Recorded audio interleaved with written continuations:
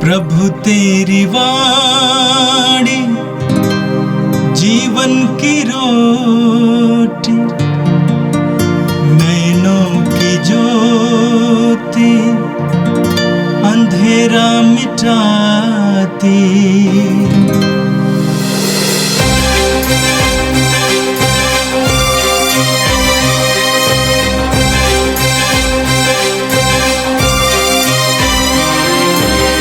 प्रभु तेरी वाणी जीवन की रोटी, नैनों की ज्योति अंधेरा मिटाती।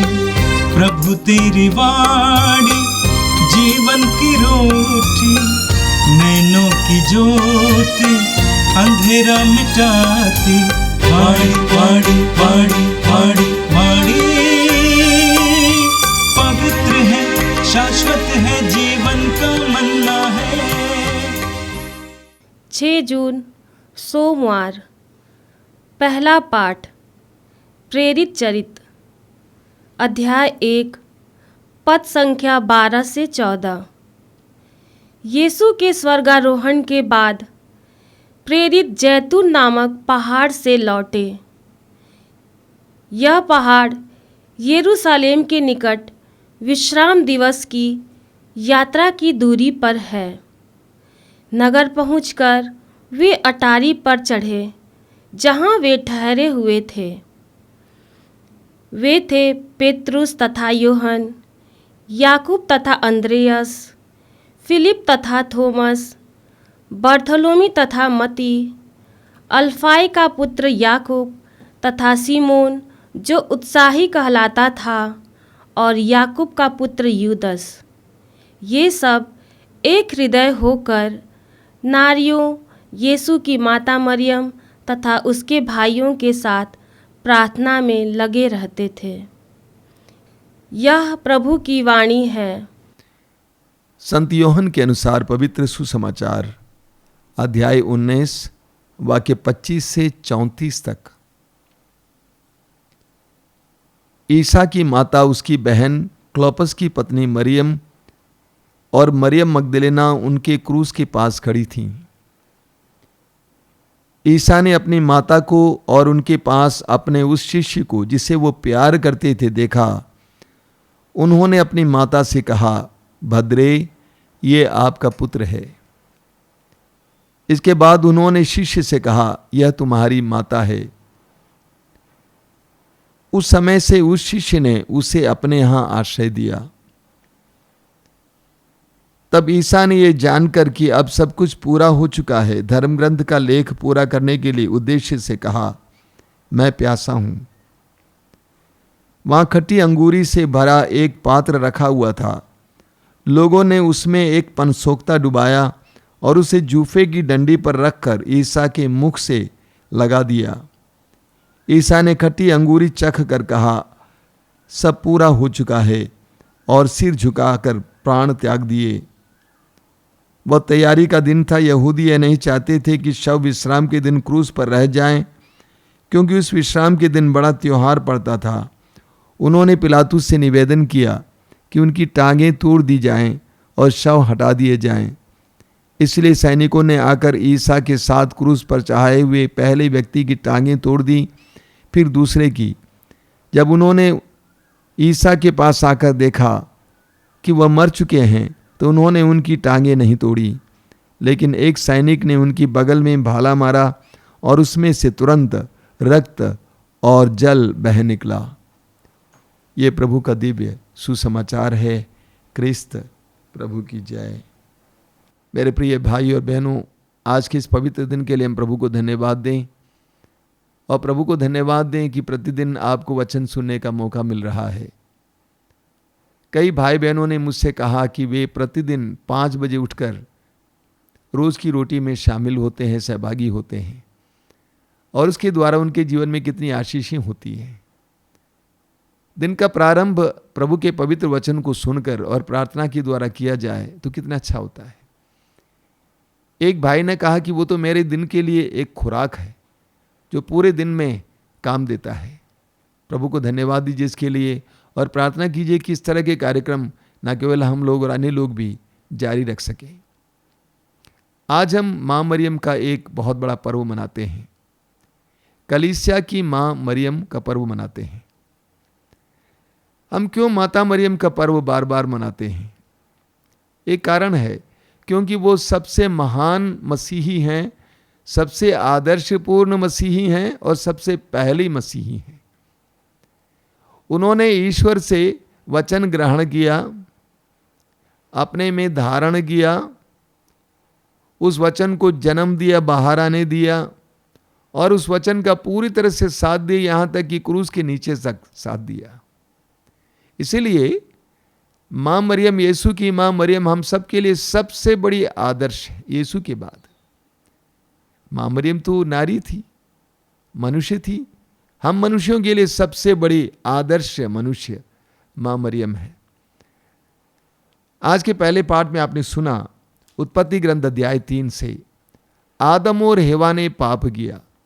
पाप के बाद ईश्वर ने श्राप दिया, सांप को श्राप दिया और कहा, वाक्य 15 में लिखा हुआ है, मैं तेरे और स्त्री के बीच, तेरे वंश और उसके वंश की मैं शत्रुता उत्पन्न करूंगा, वह तेरा सिर कुचल देगा और तू उसकी एड़ी काटेगा। प्रभु ने सांप को, सर्प को, शैतान को ये श्राप दिया, मैं तेरे और स्त्री के बीच, तेरे वंश और उसके वंश में शत्रुता उत्पन्न करूंगा। ये स्त्री कौन है? यीशु की मां मरियम। और ये पुत्र कौन है? ये वंश कौन है? यीशु। यीशु ने शत्रु को, शैतान को कुचल दिया। मां मरियम को हम कलीसिया की मां कहते हैं। कई लोग सवाल करते हैं, ऐसा क्यों? कई लोग ये भी कहते हैं कि प्रभु यीशु अपनी मां को मां नहीं कहते थे। ये हमें सिर्फ यूहन्ना के सुसमाचार में पढ़ने को मिलता है, चाहे वो काना नगर की विवाह भोज में हों, चाहे वो क्रूस के नीचे हों। प्रभु यीशु वहाँ पर भद्रे कहते हैं, नारी कहते हैं। ऐसा क्यों है? शायद मैंने आपको पहले भी समझाया है, क्योंकि यूहन्ना के लिए अपना सुसमाचार एक नई सृष्टि की कहानी है। पुरानी सृष्टि की नारी अर्थात हेवा ने शैतान को साथ दिया, पाप किया, अपने पति को भी पाप करने के लिए मजबूर किया। लेकिन नई सृष्टि की नारी मरियम शैतान को साथ नहीं देती है और उस नए आदम यीशु को भी नहीं गिराती है, बल्कि वे मुक्ति के लिए कारण बनते हैं, मुक्ति के इतिहास में साथ देती है। इसीलिए यूहन्ना के सुसमाचार में यीशु मां मरियम को मां ना कहकर नारी कहते हैं। अन्य सुसमाचारों में पढ़ेंगे मां मरियम को यीशु की मां कहा गया है, बार बार कहा गया है, यीशु की मां, यीशु की मां, यीशु की मां। तो कुछ लोग कहेंगे कि यीशु ने कभी अपनी मां को मां नहीं कहा है, ऐसा कभी हमने सुसमाचार में नहीं पढ़ा है। ये तो सर्वविदित है। बेटा मां को मां नहीं तो क्या कहेगा? नारी तो नहीं कहेगा। बेटा बार बार उसको मां कहा, तभी तो लोग बोले हैं कि यीशु की मां है। तो ये सर्वविदित बात है, सब कोई जानते हैं, इसलिए उसको लिखने की कोई आवश्यकता नहीं है। तो मां मरियम यीशु की मां है और यीशु की मां हमारी भी मां है, कलीसिया की मां है। इसीलिए आज कलीसिया की मां मरियम का पर्व मनाती है। हमें लूकास के सुसमाचार के अध्याय 1 उसके वाक्य 43 में पढ़ने को मिलता है। जब यीशु की मां मरियम एलिजबेथ से मिलने के लिए जाती हैं, उनका अभिवादन करती हैं। एलिजबेथ पवित्र आत्मा से अभिषिक्त हो जाती हैं। उसके बाद एलिजबेथ मां मरियम से कहती हैं कि मेरा ये कैसा सौभाग्य हुआ कि मेरे प्रभु की मां मुझसे मिलने आई हैं। एलिजबेथ ने मां मरियम को मेरे प्रभु की मां कहा है, मेरे प्रभु की मां। मरियम प्रभु की मां है तो हमारी भी मां है, कलीसिया की भी मां है। एफेसियों के पत्र के अध्याय 5 उसके वाक्य 23 में संत पौलुस कहते हैं कि प्रभु यीशु कलीसिया के शीर्ष हैं और कलीसिया उनका शरीर है। प्रभु यीशु कलीसिया के शीर्ष हैं, सिर हैं, और हम कलीसिया उनका शरीर है। और शीर्ष की मां मरियम शरीर की भी मां है। इसीलिए यीशु की मां हमारी मां है और यीशु की मां कलीसिया की मां है। आज के सुसमाचार में आपने सुना यूहन्ना अध्याय 19 में, वहाँ पे लिखा हुआ है ईसा की माता, उसकी बहन क्लोफस की पत्नी मरियम और मरियम मगदलेना उनके क्रूस के पास खड़ी थी। ईसा ने अपनी माता को और उनके पास अपने उस शिष्य को जिसे वो प्यार करते थे देखा, और उन्होंने अपनी माता से कहा, भद्रे, ये आपका पुत्र है। इसके बाद उन्होंने उस शिष्य से कहा, यह तुम्हारी माता है। उस समय से उस शिष्य ने उसे अपने यहां आश्रय दिया। एक महत्वपूर्ण बात है। कई लोग कहते हैं कि प्रभु यीशु के अन्य भाई भी थे। प्रभु यीशु के अन्य भाई थे, और सुसमाचार में हम पढ़ेंगे कि यीशु के भाई और बहनें उनसे मिलने आए। ये सगे भाई नहीं थे, सगी बहनें नहीं थी, मौसेरे भाई, फुफेरे भाई, चचेरे भाई, ऐसे भाई बहन थे। क्यों? अगर प्रभु यीशु के अपना सगा भाई होता तो प्रभु यीशु क्रूस पर से अपनी मां को यूहन्ना के हाथ में नहीं थमा देता। यह इस बात का स्पष्ट प्रमाण है कि यीशु के अन्य सगे भाई नहीं थे, अन्य रिश्तेदार थे जिनको भाई कहलाता है। हमारे देश में भी हम कहते हैं चचेरे भाई को, ममेरे भाई, मौसेरे भाई को हम लोग अपने भाई कहते हैं। प्रभु यीशु का अगर सगा भाई होता तो प्रभु यीशु मां मरियम को यूहन्ना के हाथ में नहीं थमाते। तो प्रभु यीशु ने यूहन्ना से कहा कि ये तुम्हारी मां है, और उस समय से यूहन्ना ने उसे अपने यहां आश्रय दिया, लिखा हुआ है। अब इस बात को मत भूलिए, प्रभु यीशु के 12 प्रेरितों में से एकमात्र यूहन्ना ही उस क्रूस के नीचे उपस्थित था। और जब यूहन्ना ने मरियम को अपने यहां आश्रय दिया, मतलब क्या है? कलीसिया में आश्रय दिया। उस समय से मां मरियम कलीसिया की मां बनी रही। पवित्र आत्मा के अभिषेक के लिए शिष्यों को प्रभु ने कहा कि प्रार्थना करते रहो, प्रतीक्षा करो, और किसने प्रतीक्षा करने के लिए शिष्यों को तैयार किया? उस मां ने जिसने पवित्र आत्मा का इतना जबरदस्त अभिषेक पाया। मरियम ने पवित्र आत्मा के इतना जबरदस्त अभिषेक पाया कि उसके गर्भ में वचन ने देह धारण किया। तो मां मरियम से ज्यादा इस संसार में किसी और मनुष्य को पवित्र आत्मा का अभिषेक नहीं मिला है। वह मां कलीसिया की मां बन गई, और उस समय से कलीसिया ने उसको एक मां की तरह अपने यहां स्वागत किया, शरण दिया। पवित्र आत्मा के अभिषेक के लिए, पेंतकोस्त के त्योहार के लिए मां मरियम ने ही उनको तैयार किया, उनके साथ बैठकर उनको प्रोत्साहित किया, उनको प्रेरणा दी। पवित्र आत्मा का अभिषेक क्या होता है उसके लिए उनको तैयार किया।